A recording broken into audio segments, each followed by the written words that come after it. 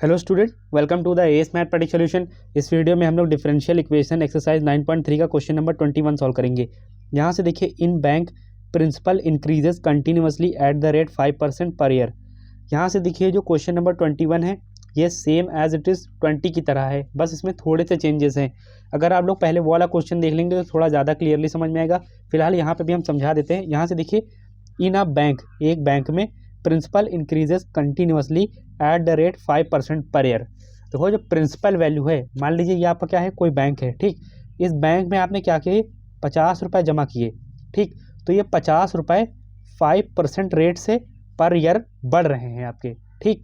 तो जो principal value होती है ये किसके अकॉर्डिंग बढ़ती है, ये कि हमारी टाइम के अकॉर्डिंग बढ़ती है। मान लीजिए आपकी आज आपने 50 रुपये जमा किए जाके 2024 में, ठीक।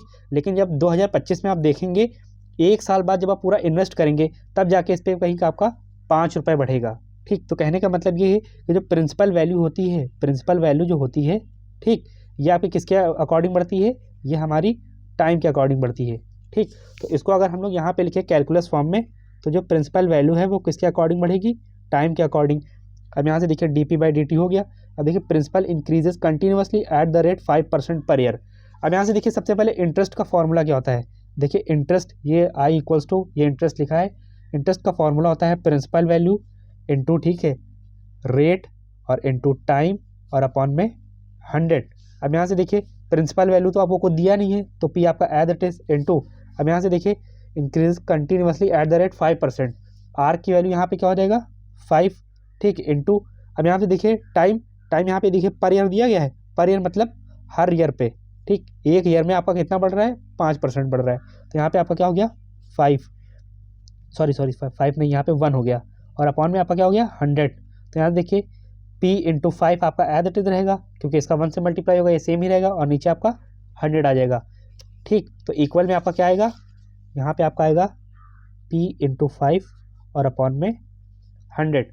अब हम क्या करेंगे, सिंपली सेपरेट कर लेंगे।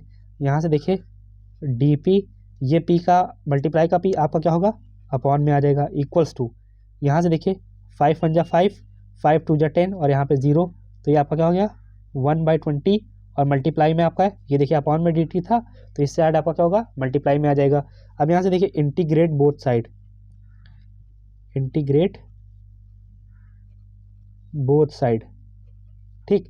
जब आप इंटीग्रेट करेंगे तो यहाँ देखिए, ये 1/p dp इक्वल्स टू, ये 1/20 आपका कांस्टेंट है, इंटीग्रेशन ऑफ 1 dt। 1 यहाँ पे इसलिए लिया क्योंकि dt का इंटीग्रेशन t होता है, यहाँ पे 1 मल्टीप्लाई में मान लेते हैं। अब यहाँ से देखिए, 1/p का इंटीग्रेशन, ये आपका क्या हो जाएगा, log mod of p equals to 1/20 आपका एज इट इज, ठीक है। 1 dt का इंटीग्रेशन, ये सिंपली t, और ये प्लस का c, ये आपका क्या हो गया, इक्वेशन नंबर फर्स्ट। अब यहाँ से देखिए आगे क्वेश्चन को अगर हम लोग पढ़ें, N amount of ₹1000 is deposit with this bank, how much will it worth after 10 year, ठीक है। मान लीजिए ये आपका बैंक है, ठीक है, और ये दो केस हैं आपके पास, ठीक। ये आपका एक फर्स्ट बैंक है, ये सेकंड केस, ठीक, ये फर्स्ट केस और ये सेकंड केस। इस केस में आपने क्या किए, 1000 रुपये जमा कर दिए, ठीक। तो जैसे आपने जमा किए, प्रिंसिपल वैल्यू आपकी क्या हो गई, 1000 हो गई। अच्छा, जैसे ही आपने जमा कर दिए, आपको तुरंत इंटरेस्ट तो मिलने नहीं लगेगा। क्यों नहीं मिलेगा, क्योंकि आपको पता है कि जो मतलब आपने आज जमा किए हैं तो आपका टाइम इन्वेस्टमेंट कितना है, 0 है। मतलब अभी आप जब जमा करेंगे जाकर, तो टाइम तो आपका 0 ही रहेगा, तो यहाँ पे आपका टाइम 0 रहेगा, कोई इंटरेस्ट नहीं मिलेगा। तो आइए यहाँ पे देखिए, P की वैल्यू क्या हो जाएगी आपकी, यहाँ पे आपकी हो जाएगी 1000, और T की वैल्यू यहाँ पे 0। ये सब हम लोग किस लिए कर रहे हैं, क्योंकि हमें P की वैल्यू फाइंड करनी है, ठीक। P की वैल्यू फाइंड करने के लिए हमें C की वैल्यू भी फाइंड करनी पड़ेगी, इसलिए यहाँ पे देखिए, ये P की जगह पे हम लोग क्या रखेंगे, log 1000 equals to 1/20 into t की जगह पे क्या हो गया, 0, और ये प्लस C। तो यहाँ से देखिए, लॉग 1000 मॉड नहीं लगा रहे क्योंकि ये पॉजिटिव नंबर है, ठीक।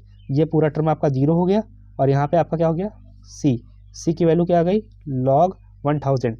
हम क्या करेंगे, इसे इक्वेशन नंबर फर्स्ट में पुट कर देंगे। यहाँ से लिख भी दीजिएगा, पुट इन इक्वेशन फर्स्ट। तो इक्वेशन नंबर फर्स्ट में आइए पुट करते हैं। यहाँ से देखिए, log mod of P equals to 1/20, ठीक है, मल्टीप्लाई में T, C की जगह पे आपका क्या हो जाएगा, लॉग 1000, ठीक। ये हमारी क्या बन गई इक्वेशन नंबर सेकंड। अब देखिए इस क्वेश्चन को आगे सॉल्व करते हैं। देखिए केस सेकंड में देखिए, जब आप सेकंड केस में यहाँ से देखिए, an amount of ₹1000 is deposit with this bank, ठीक, how much will it worth after 10 year, ठीक है। ये जो 10 ईयर के बाद आप जाएंगे, यहाँ पे टाइम ड्यूरेशन कितना हो गया है, 10 ईयर, ठीक, ये आपका टाइम क्या हो गया है, 10 ईयर। तो 10 ईयर बाद आपको बताना है कि यहाँ पे जो प्रिंसिपल वैल्यू, मतलब जो 1000 रुपये जमा किए थे आपने, ये आपके कितने हो गए हैं, ठीक। तो यहाँ पे पी तो हमें कुछ पता नहीं है, ठीक, लेकिन टाइम हमें पता है, टी इक्वल्स टू ये कितना है, 10 ईयर।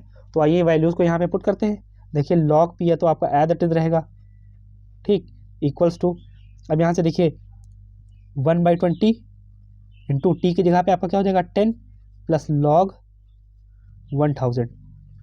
यहाँ से देखिए मॉड आप लगा रहने दीजिए, क्योंकि आप लोग यहाँ पे कंफ्यूज हो जाएंगे थोड़ा।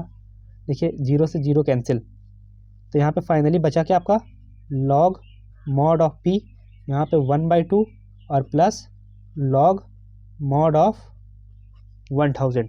अब यहाँ से देखिए ये आपका इस साइड आ जाएगा, तो देखिए लॉग मॉड ऑफ पी ये माइनस लॉग मॉड ऑफ 1000 और इक्वल्स टू 1/2, ठीक है। अब देखिए लॉग की एक प्रॉपर्टी होती है, since log m minus log n, ये आपका क्या हो जाता है लॉग एम बाई एन। तो यहाँ पे फाइनली आपका क्या हो जाएगा, देखिए लॉग ये आपका पी हो जाएगा और आपका 1000 अपॉन में आ जाएगा और इक्वल में 1/2। अच्छा, हम लोग हमेशा जानते हैं कि लॉग जब भी लिखा होता है तो बेस में ई होता है, ठीक। हमारा आंसर ई में नहीं आ रहा है, मतलब लॉग में आंसर आ ही नहीं रहा है, तो हमें लॉग को रिप्लेस करना पड़ेगा।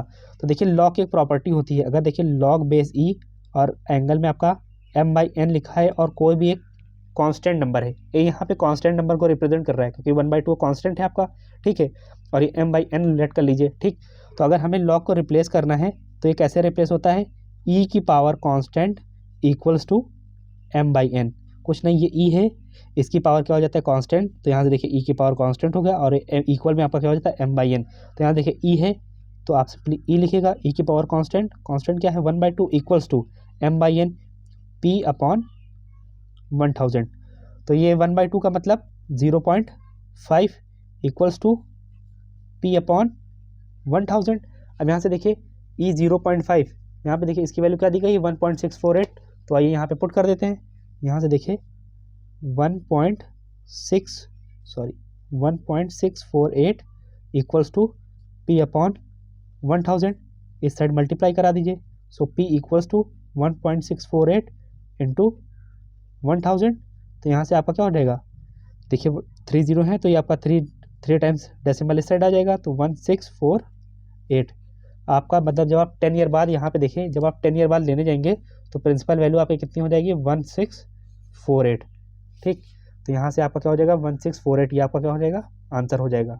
आई होप ये क्वेश्चन आपको समझ में आया होगा। नेक्स्ट क्वेश्चन हम लोग नेक्स्ट वीडियो में सॉल्व करेंगे। वीडियो देखने के लिए थैंक यू वेरी मच।